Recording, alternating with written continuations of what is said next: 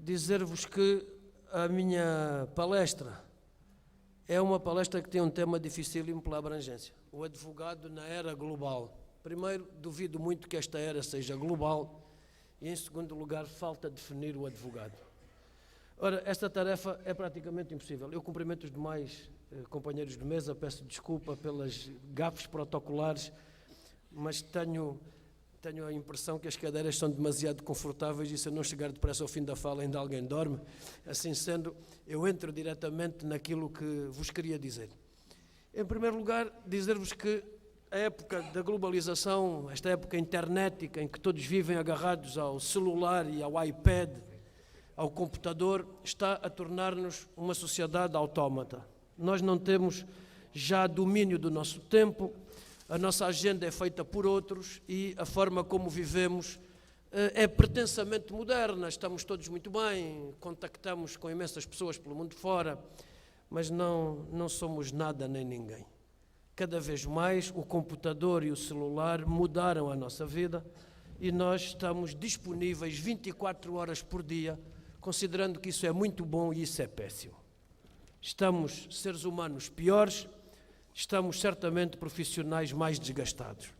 Um profissional que está permanentemente disponível é uma pessoa de quem devemos fugir. Não tem espaços seus, não tem espaços para a família, não tem espaços de lazer e, portanto, tornou-se na velha rábula de Charlie Chaplin, nos Sinais do Tempo, quando ele já nos advertia para o caráter autómato como fazemos tudo. Estamos muito repetitivos, entendemos-nos muito populares porque temos o e-mail cheio de mensagens. Eu ainda outro dia dizia numa palestra que dei no IASP que não atendo já o celular. Já não tenho e-mails, mas já não os vejo, não quero saber disso para nada. Quem me quiser ver nos olhos, que me veja. Quem me quiser sentir nas palavras, que me sinta. Quem quiser tocar-me, que me abrace. Mas eu já não cedo mais à tela do computador, acabou.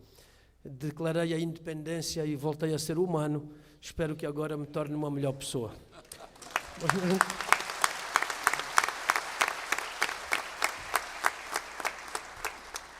Muito obrigado. Não estou a iniciar nenhuma rebelião, mas acho importante que tenhamos a dimensão do estrago que está a ser feito na nossa vida por essas máquinas. Depois dizer que o advogado nesta era é uma pessoa imprescindível. E é imprescindível, não estou aqui para ser simpático, aliás vou dizer algumas coisas que não vão ser muito simpáticas, mas paciência, não vim cá para isso. A ideia de um advogado que é sempre visto com o estereótipo de lá vem ele ou ela. Lá vem ele. Vem estragar isto tudo. Vem contestar, vem entrar aqui na delegacia de polícia, no tribunal, onde quer que venha, vem com um interesse que é ganhar dinheiro, vem com um interesse que é fazer depoimentos parciais, não está nada interessado na procura da justiça, o que ele quer é confusão. E há um velho estereótipo, quando o advogado não tem uma boa causa, arranja uma bela confusão. E por isso, alguém há de sobreviver nisto.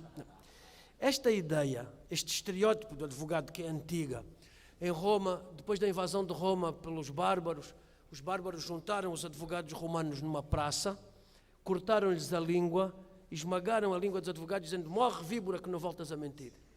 Isso está retratado em vários quadros da invasão de Roma. O advogado, ao longo da história, tem sido alvo de todas as piadas, de todos os estereótipos, de todas as invectivas. E há advogados que o merecem, vamos ser sinceros, há. No entanto, o grosso da advocacia é feito por dois elementos essenciais: a intermediação e o contraditório. E como o contraditório é da ética do direito, não há exercício do direito sem advogados. O advogado é aquele que, quando toda a gente está a dizer uma coisa, ele vem dizer outra. E isso é importantíssimo. Ponto 2, a intermediação. Há quem julgue que a justiça pode ser uma coisa direta. Venha cá, diga o que quer. Eu também sou psicólogo, sou trolha, sou artista de cinema, mas também posso defendê-lo. Eu tenho emoções e tenho uma vida cheia de experiência. Não. A advocacia tem pouco a ver com isso. E é aí que entra um elemento de demagogia que importa corrigir. A advocacia é uma atividade de erudição do direito. Os advogados não fazem parte da componente popular do direito, fazem parte da componente erudita do direito. O advogado tem que ter formação jurídica sólida, formação contínua, permanente. O advogado tem que estar completamente desperto para os problemas da sociedade onde vive, tem que estar moldado ao juízo de censura das pessoas. E é aqui que entra um elemento talvez um pouco dissonante. Fiquei contente de ouvir o professor Dotti dizer que o Brasil está a reconduzir-se à sua história no Tribunal do Júri. Isso é uma esperança, porque os dias que correm, que são dias da globalização, nós temos confundido o Tribunal do Júri com um carnaval oleodesco que nos chega através do cinema, em que o advogado charmoso, de acordo com a concepção de beleza dominante na época, seja o Denzel Washington, seja o Leonardo DiCaprio, não é? Olha para as moças do júri com um ar, quase eu diria, sensual, atraindo-as para a sua causa. Independentemente do mérito ou demérito deste tipo de convicção, isto não tem nada a ver com encontrar a justiça. Todos sabemos como a influência norte-americana, a que chamam globalização e a que no meu tempo se chamava imperialismo, é uma forma de nos trazer instituições que têm pouco a ver com a nossa cultura. Portanto, esta multiculturalidade feita de pessoas que pensam o mesmo porque têm características físicas comuns ou identidades parecidas, não tem nada a ver com o direito e com o encontro da justiça. Nenhuma pessoa, por ser careca, pensa como eu, espero. E, portanto, se me escolhem para um júri por eu ser careca, eu nasci em Angola, sou angolano de nacionalidade também, e não penso como todos os angolanos. Também sou português, não penso como todos os portugueses, e, portanto, não admito que ninguém olhe para a minha origem, para a minha identidade, para o meu cabelo, para a topografia capilar que apresento, e depois dizer-me, o senhor se calhar pensa como os carecas, pensa como os angolanos e vai representá-los num júri. Não, não represento ninguém num júri por ser careca, ou por ser angolano, ou por ser de outro sítio qualquer. Esta maneira de entender o Tribunal do Júri, que nos Estados Unidos é muito assim, é perigosíssima. E não tem a ver com a história do direito, com a história da latinidade, com a história da forma como nós trouxemos o povo para o tribunal. Há muita demagogia à volta da palavra povo, todos sabemos isso. Há muita demagogia na forma como hoje, com vénia pedida ao Sr. professor Marco António Marques da Silva, alguns juízes pensam interpretar a vontade popular porque ninguém votou neles. Eu espero que os juízes julguem de acordo com o juízo de censura da sua comunidade, julguem de acordo com as leis, julguem de acordo com a justiça, mas eu não confiei a nenhum juiz representar-me mais do que isso. E nessa medida, os tribunais não servem para tudo, como o direito não cobre tudo. Temos que nos lembrar outra vez dos fracos. O direito aparece quando alguém é fraco, e há muito fraco que é apenas um pseudo-fraco. E há muito forte que se esconde atrás de uma fraqueza fabricada. Nessa medida, o que nós esperamos dos juízes é que resistam à tentação de serem vedetas. Esse papel cabe mais aos advogados. O advogado é que pode entrar no star system. O advogado pode, em virtude de se fazer depoimento de parte, de ser um homem que tem que encontrar a justiça através das ideias que ele próprio corporiza na causa, que tem a seu cargo, o advogado sim. O advogado representa uma parte. E representando uma parte não perde o sentido da justiça, porque aquilo que lhe cabe é a justiça do caso concreto. O que é que cabe ao juiz? O anonimato. O anonimato. Tenho lembrado que a justiça não usa uma venda nos olhos apenas para não ver quem julga, é também para não ser conhecida. O juiz não pode ser a vedeta do tribunal. O juiz não pode ser mais do que aquilo que o povo lhe entregou, que é uma representação indireta. Se mantivermos como critério a tripartição dos poderes de Montesquieu, mantemos o poder judicial não apenas como o velho provérbio, le juge prononce la parole de la loi, o juiz é apenas um balbuciador de sentenças aplicando leis. Se o juiz é de direito, deve interpretar as leis de acordo com critérios superiores de justiça e de direito. A pergunta que fica é quem é que nos ensina isso? Quem é que deve ensinar a um advogado a profissão? A Faculdade de Direito? A Faculdade de Direito é um instituto de profissões. A Faculdade de Direito ensina técnicas jurídicas. Podemos reduzir o curso de Direito a comentários de códigos e a comentários de jurisprudência. Quem é que ensina Direito? À partida, os professores. Quem é que aplica o direito? Os juízes e os advogados. A Faculdade de Direito dá as bases, mas não ensina nenhuma profissão. A Faculdade de Direito dá as possibilidades. E o que é que hoje acontece? Grande parte das faculdades de Direito, por pressão do mercado, por pressão dos jovens, por pressão da imprensa, pega nos códigos e ensina-os como se fossem a única forma de chegar ao direito. O código é sempre uma opção política. E muitas vezes a opção política do legislador não tem nada a ver, pelo contrário, até contraria princípios e regras de direito. Quando alguém numa faculdade diz, eu vou-vos ensinar o que é a justiça, aparece sempre alguém a dizer a justiça é uma coisa subjetiva. O senhor tem uma noção de justiça, eu tenho outra, a fulano tem outra, tem a ver com dados culturais. Não. A justiça é um conceito objetivo. Dar a cada um aquilo que é seu. E o que é o seu de cada um?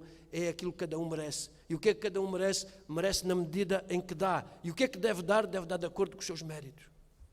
Se é advogado, defenda bem os seus constituintes. Se é médico, salve vidas. Se é professor, compareça nas aulas a horas.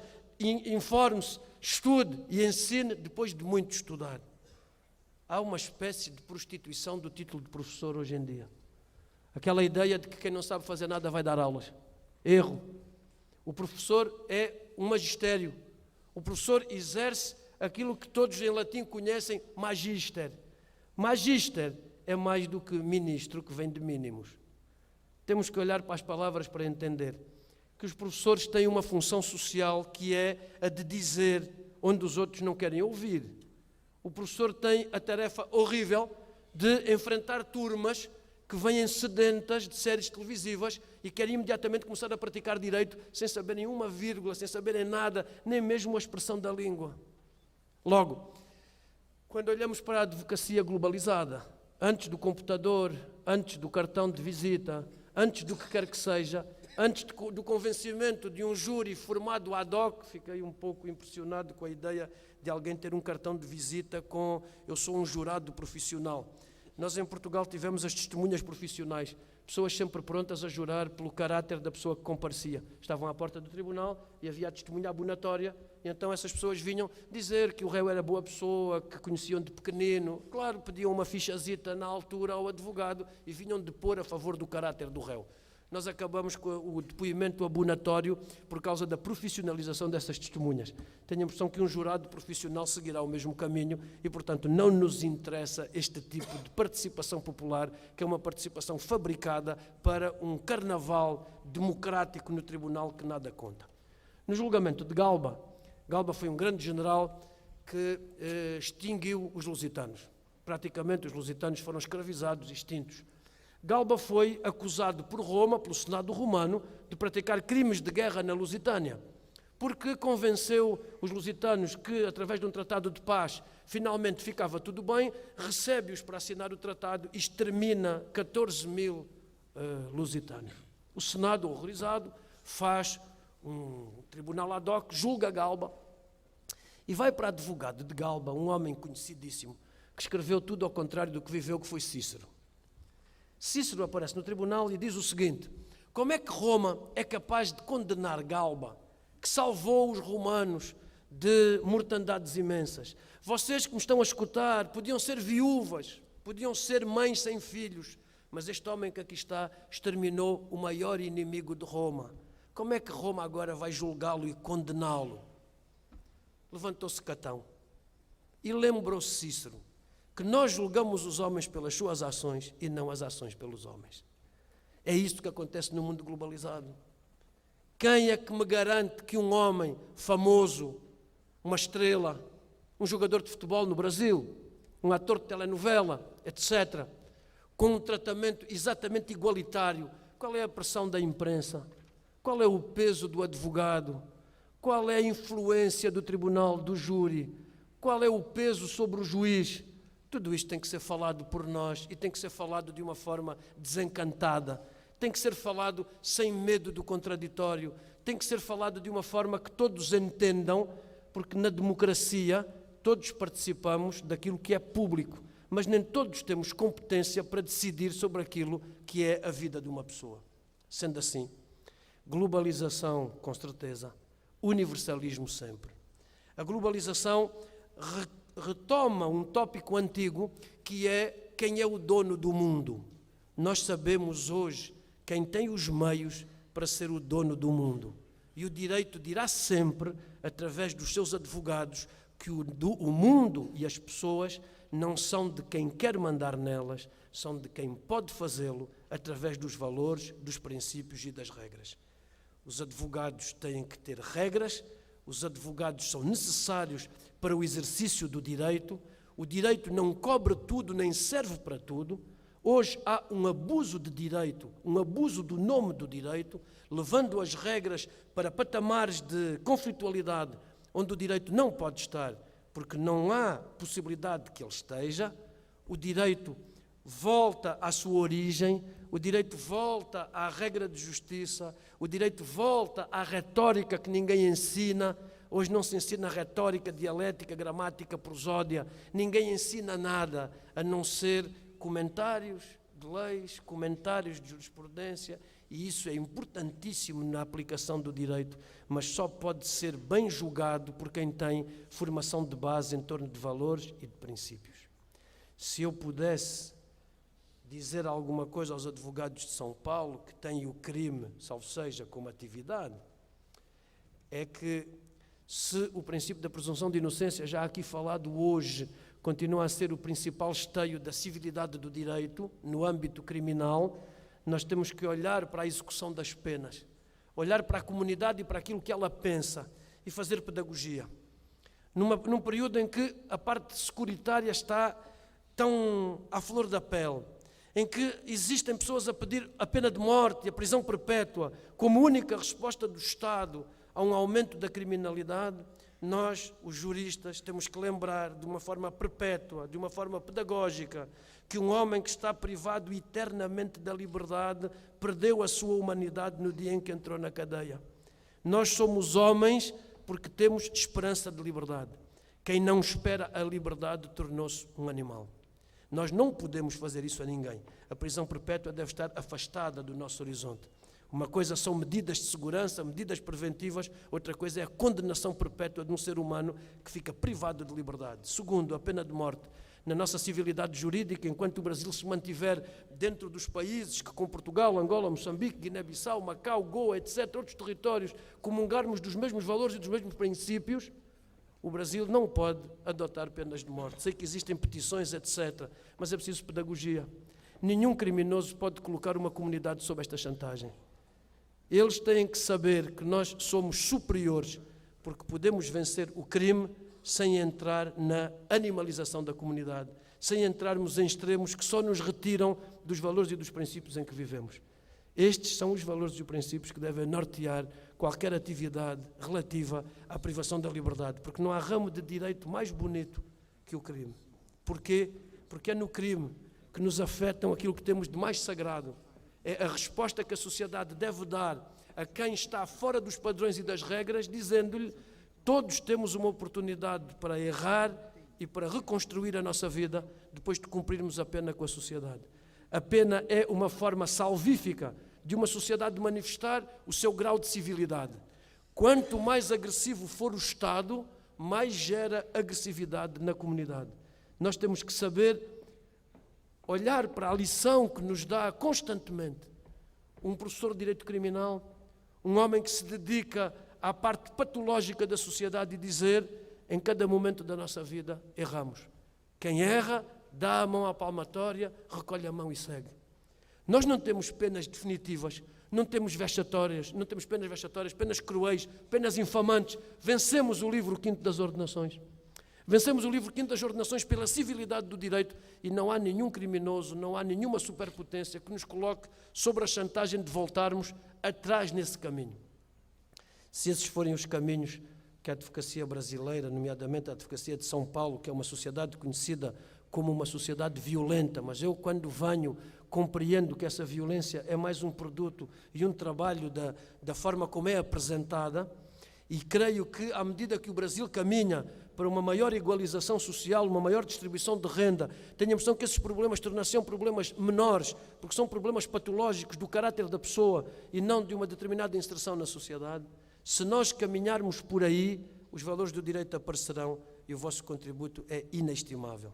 Sendo assim, já vos macei que chegue, não sei se há debate, se houver, fico disponível. Longa vida à advocacia brasileira. Muito obrigado.